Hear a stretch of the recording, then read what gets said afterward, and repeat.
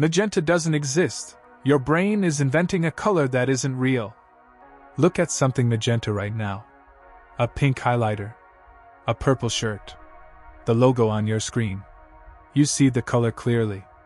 It feels as real as red or blue or green. But here is the truth that will break your brain. Magenta does not exist. It is not a wavelength of light. It is not part of the visible spectrum. It is not a color that exists anywhere in the physical universe. Magenta is a lie your brain tells you to fill a gap in reality it cannot process. Here is how color actually works.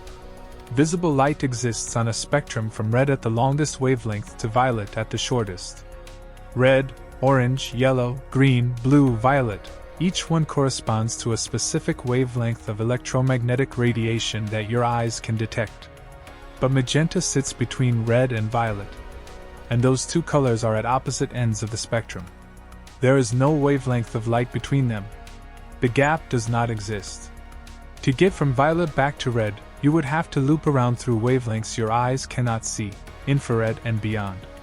Magenta is what happens when your brain detects both red and violet light hitting your eye at the same time, and has no idea what to do with that information.